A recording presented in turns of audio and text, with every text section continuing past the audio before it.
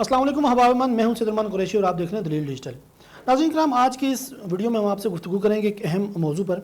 आपने देखा ही होगा कि गुज़िश्ता दिनों एक APC बुलाई गई थी, ऑल पार्टीज़ कॉन्फ्रेंस। KP की जो तमाम नुमाइंदा जमातें हैं उनकी जानिब से KP के मसाइल के हल के लिए उन्वान बड़ा खुशनुमा था, मौजू बड़ा अच्छा था और उसमें तकारीर बड़ी उन्होंने अच्छी तकारीर की हैं और वफाक की तरफ से वहाँ सेनेटर इरफान सिद्दीकी भी मौजूद थे। तो ये तमाम तर वहाँ कुछ बातें हुई हैं। आज के इस वीडियो में उन बातों का खुलासा बयान करेंगे, उन्होंने क्या क्या बातें की और उनका क्या क्या जवाब बनता है, क्या क्या बातें हक़ाइक़ के बरखिलाफ़ की गई हैं, उन तमाम के ऊपर हम गुफ्तगू करेंगे। सबसे पहली बात करेंगे, जो कि APC की सरबराही कर रहे थे मौलाना फजल रहमान साहब, तो उन्होंने अपनी तकारीर के अंदर और उनके साथ अहमद वली खान थे और बाकी जो नुमाइंदा जमातें थी, उन्होंने कुछ बड़े बड़े इल्ज़ामात लगाए हैं। मैं इनको इल्ज़ामात इस वजह से कह रहा हूँ इसलिए कि इनका हकीकत के साथ कोई ताल्लुक़ नहीं था। सबसे पहली बात उन्होंने कहा कि मौजूदा हुकूमत जो है वो अवाम की नुमाइंदा हुकूमत नहीं है, क्योंकि वोट का हक़ पामाल होता है। मौजूदा हुकूमत ये पुरअमन एहतजाजों को जो है वो दबा देती है, नेशनल एक्शन प्लान को गलत इस्तेमाल करती है। इसके साथ साथ वो ये भी दावा करते हैं कि कबायली इलाकों में ऑपरेशन के नतीजे में लोग मारे जाते हैं और मुतासरा ख़ानदानों पर झूठे इतराफ़ात के ज़रिए दबाव डाला जाता है ताकि वो किसी भी अदालती निज़ाम का हिस्सा ना बने, वो ताकि किसी भी अदालत में जाके अपने लिए इंसाफ ना मांग सकें। इसके साथ साथ वो अफ़गान मुहाजिरीन के जबरी इनखला की भी मुखालफत करते हैं और कहते हैं कि एक नई मुआशी पॉलिसी बनानी चाहिए जिसमें तमाम सूबों को बराबर हिस्सा मिले। ये थे उनके मोटे मोटे एतराज़ात। सबसे पहली बात, सेनेटर इरफान सिद्दीकी का अगर आपने खिताब सुना हो तो उन्होंने बेहतरीन अंदाज में वहीं बैठे बैठे उनको जवाबात दिए। मैं समझता हूँ कि सूबों को अपने हक़ के लिए आवाज़ ज़रूर बुलंद करनी चाहिए। ये जमहूरियत है, ये जमहूरी मुल्क है, यहाँ कानून है, यहाँ आइन है, यहाँ इदारे मौजूद हैं। आपकी आवाज़ हत्तल इम्कान हर बड़े स्टेज पर सुनी जा सकती है। लेकिन अगर आप पाकिस्तानियत की बात नहीं करते, अगर आप इज्तिमाइयत की बात नहीं करते, अगर आप पूरे मुल्क की बात नहीं करते, सिर्फ एक अपनी 1.5 ईंट की अलग से मस्जिद बनाकर उसी की बात करना शुरू कर देते हैं, तो फिर याद रखें कि आप इज्तिमाइयत से निकलकर इनफरादियत की तरफ चले जाएंगे और ये किसी भी तौर काबिल कबूल हरगिज़ नहीं होता। इसलिए कि KP ये हमारे माथे का झूमर है, बलूचिस्तान ये हमारे माथे का झूमर है और सिंध हमारे माथे का झूमर है, गिलगित बल्तिस्तान कश्मीर हमारे माथे का झूमर है और पंजाब को तो ऑलरेडी इतना ज़्यादा लताड़ा जाता है। मैं खुद KP से हूँ, मैं KP से बिलोंग करता हूँ। इसके बावजूद मैं समझता हूँ कि ये तमाम तर इलाके मिलकर पाकिस्तानियत की पहचान बनते हैं, पाकिस्तानियत की अलामत बनते हैं। आपको किसी भी ऐसे प्लेटफॉर्म पर सबसे पहले पाकिस्तानियत की बात करनी चाहिए, पाकिस्तानियत की आवाज़ बुलंद करनी चाहिए, पाकिस्तानियत के लिए मसाइल जो है पाकिस्तानियत के उसको उजागर करने की ज़रूरत है। आप बार बार KP का तज़किरा करेंगे, बलूचिस्तान का तज़किरा करेंगे, हमारे साथ ये हो गया, वो होगा, फ़लाँ हो गया, फ़लाँ हो गया, नहीं, ऐसा हरगिज़ दुरुस्त नहीं है। अच्छा, जो उन्होंने सबसे पहले बात की फ़ौजी ऑपरेशन की, हम इससे बात शुरू करते हैं। याद रखें कि फ़ौजी ऑपरेशन किसी एक कम्यूनिटी के ख़िलाफ़ हरगिज़ नहीं होते। ये बात तो सबसे पहले जहन में बिठा लेनी चाहिए। क्यों? इसलिए कि फ़ौजी ऑपरेशन सिर्फ़ और सिर्फ दहशत गर्दों के ख़िलाफ़ होते हैं, उनके ख़िलाफ़ होते हैं जो रियासत की रेट को चैलेंज करते हैं, उनके खिलाफ होते हैं जो मासूमों को ढाल बनाकर मनपसंद दीन की तशरीहात करके अपनी मर्जी का इस्लाम नाफिज करने की कोशिश करते हैं। उनके खिलाफ फौजी ऑपरेशंस होते हैं जो मासूमों को टारगेट करते हैं, उनको निशाना बनाते हैं, जो रियासती इदारों को ललकारते हैं। तो ये समझना कि फ़ौजी ऑपरेशन किसी एक मखसूस इलाके के रहने वालों के ख़िलाफ़ है या किसी एक मखसूस कम्यूनिटी के ख़िलाफ़ है या किसी मखसूस ज़बान बोलने वालों के ख़िलाफ़ है, ये एक बहुत बड़ी हमाकत की बात है, बहुत बड़ी जहालत की बात है जिसका हकीकत के साथ कोई ताल्लुक़ नहीं। देखिए, फ़ौजी ऑपरेशन इंटेलिजेंस बेस्ड जो रिपोर्ट्स होती हैं उनकी बुनियाद के ऊपर होते हैं और उस दौरान कोशिश ये की जाती है कि आम शहरियों को जो जिन्होंने ढाल बनाया हुआ है, जिन लोगों ने जो बंदूक उठाकर पहाड़ों में चले जाते हैं, जो दीन की मनपसंद तशरीहात करते हैं, सिर्फ उनको टारगेट किया जाए।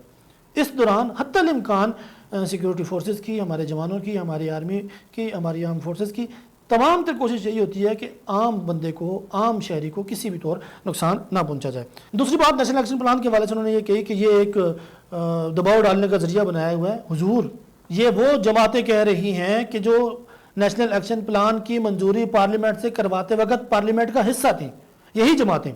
क्या अहमद वली खान साहब की जमात उसकी सेनेट में नुमाइंदगी नहीं है? क्या जब इसके ऊपर दस्तखत हो रहे थे क्या इसकी जमात ने दस्तखत नहीं किए थे? क्या मौलाना फजल रहमान की जमात ने नेशनल एक्शन प्लान के ऊपर दस्तखत नहीं किए थे? अगर किए थे तो फिर आज इसके ऊपर एतराज़ करना 6 महीना दारद, इसकी क्या तुक बनती है, इसकी क्या वजह बनती है? हुजूर, अपनी हरकतों पे, अपनी अदाओं पे खुद ही ज़रा गौर करें। ہم نے کچھ عرض کی تو شکایت ہوگی۔ تیسرا بڑا اعتراض یہ کیا جاتا ہے کہ احتجاج جو ہے وہ ہر شہری کا حق ہے، اور یہ گورنمنٹ جو ہے، یہ حکومت پرامن احتجاج کو دباتی ہے۔ حضور، پرامن احتجاج کہیں پہ بھی نہیں دبایا جاتا۔ پرامن احتجاج کا آپ کو رائٹ ہے، آپ کو حق ہے، لیکن آپ احتجاج کی آڑ میں کسی اہم قومی دن کے موقع پر سڑکوں کو بند کرنا شروع کر دیں، قومی شاہراہوں کو بند کرنا شروع کر دیں، تو یہ کسی بھی صورت قابل قبول نہیں ہو سکتا۔ آپ 5 اگست کو کشمیر ڈے کے یوم استحصال کشمیر کے موقع پر احتجاج کرتے ہیں، آپ 14 اگست کو جشن آزادی کے موقع پر آپ احتجاج کرتے ہیں، اور اسی طرح باقی کے جو قومی دن آتے ہیں، یا کسی صدر وزیر اعظم کا یا کسی بڑے غیر ملکی وفد کا پاکستان میں ان کی آمد ہوتی ہے، آپ اس دن کے اوپر احتجاج کرتے ہیں، تو یاد رکھیں یہ پرامن احتجاج نہیں، یہ ملکی معیشت کو عدم استحکام کی طرف لے جانے کی ایک گھٹیا اور بھونڈی کوشش ہے، اور اس کا جواب دینا میں سمجھتا ہوں ریاست کی اور وفاق کی ذمہ داری بنتی ہے۔ اگر کوئی اس کو پرامن احتجاج سمجھتا ہے تو اس کو بھی اپنے دماغی فطور کا علاج کروانے کی ضرورت ہے۔ پھر تیسری بات یہ کہنا کہ ہر آپریشن کے بعد معصوم لوگوں پر جھوٹے کیسز ڈال دیے جاتے ہیں، یہ بھی ایک یک طرفہ الزام ہے۔ میں پہلے بھی کہہ چکا ہوں کہ پاکستان ایک جمہوری ریاست ہے، یہاں قانون، یہاں ادارے، یہاں عدلیہ، یہاں باقی کی تمام چیزیں موجود ہیں۔ اگر کسی پر اس طرح کی بات ہے، سوشل میڈیا کا زمانہ ہے، آپ ویڈیو بنائیں، دکھائیں بھائی میرے اوپر یہ دباؤ ڈالا جا رہا ہے، جبکہ ایسا کہیں کچھ بھی نہیں ہے۔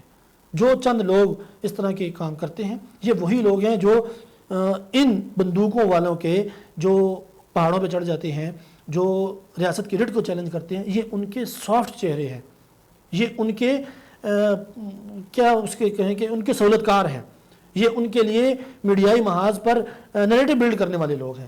لہٰذا ان کی باتوں کو اور عام شہریوں کی باتوں میں فرق کرنا سمجھیں۔